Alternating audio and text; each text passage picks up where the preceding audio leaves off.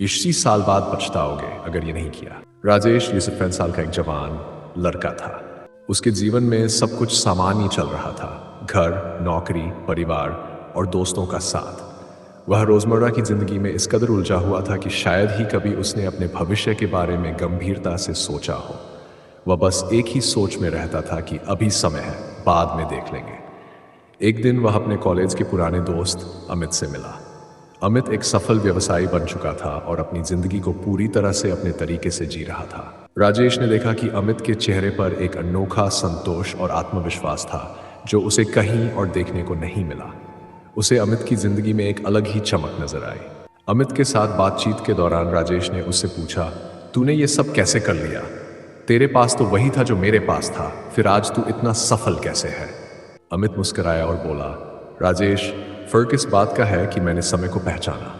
मैं जानता था कि अगर मैं अभी कुछ बड़ा नहीं करूंगा तो 60 साल बाद पछताने के सिवा कुछ नहीं बचेगा। यह सुनकर राजेश हैरान रह गया। उसने कभी इस दृष्टिकोण से सोचा ही नहीं था। उस रात राजेश ने घर जाकर इस पर गहराई से सोचा। क्या वाकई में वह अपना समय यूं ही बर्बाद कर रहा है? क्या 80 साल बाद वह अपने जीवन को देखकर पछताएगा कि उसने कुछ बड़ा और खास नहीं किया?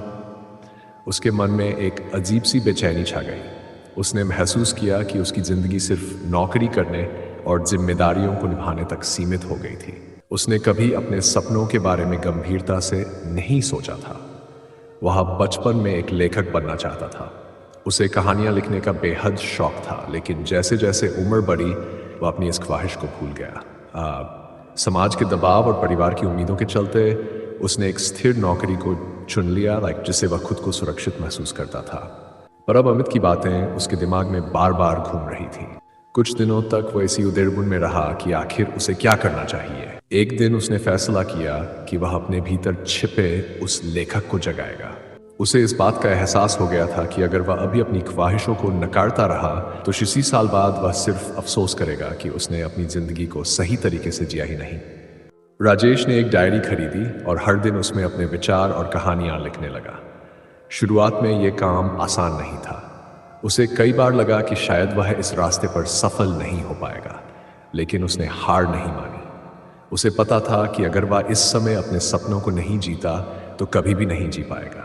धीरे धीरे उसकी कहानियां और लेख मशहूर होने लगे।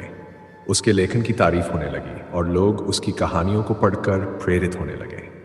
कुछ समय बाद एक प्रकाशक ने उसकी पहली किताब छापने का प्रस्ताव रखा। ये उसके लिए किसी सपने के सच होने जैसा था। वह अपने जीवन में इस मुकाम तक पहुंच चुका था जहां उसने अपनी ख्वाहिशों को साकार होते देखा।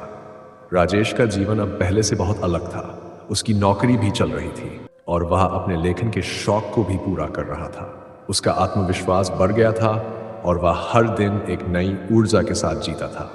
उसने महसूस किया कि जिंदगी सिर्फ नौकरी करने या पैसे कमाने के लिए नहीं होती, बल्कि उसे अपने सपनों को जीने के लिए भी जिया जाना चाहिए।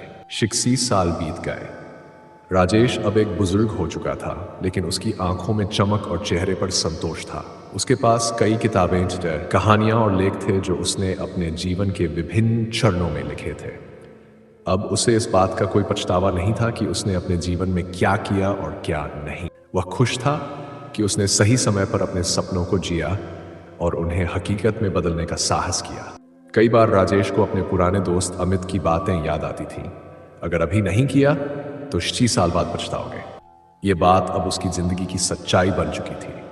उसने अपने अनुभव से सीखा था कि जिंदगी में मौके हर समय नहीं मिलते। अगर आप अपने दिल की सुनकर सही समय पर सही कदम उठाते हैं तो जिंदगी में कोई पछतावा नहीं रहता। आज भी जब वह अपने पोते पोतियों को अपनी कहानियां सुनाता है तो वह उन्हें यही सलाह देता है, जिंदगी में वही करो जो तुम्हें खुश रखे। अगर तुमने अपने दिल की सुनी और उसके अनुसार कदम उठाए तो 60 साल बाद तुम कभी पछताओगे नहीं। राजेश की यह कहानी हमें यह सिखाती है कि जीवन में समय बहुत महत्वपूर्ण है। अगर हमने सही समय पर सही निर्णय लिए तो हमारा जीवन संतोषपूर्ण और खुशहाल होगा। समय को यूं ही बर्बाद करना या अपने सपनों को नकारना अंत में सिर्फ पछतावा ही लेकर आता है। तो अगर आप भी अपने जीवन में कुछ खास करने की ख्वाहिश रखते हैं तो उसे अभी शुरू करें। समय कभी किसी के लिए नहीं रुकता और अगर आपने आज अपने सपनों को नहीं जिया तो कल सिर्फ अफसोस रहेगा।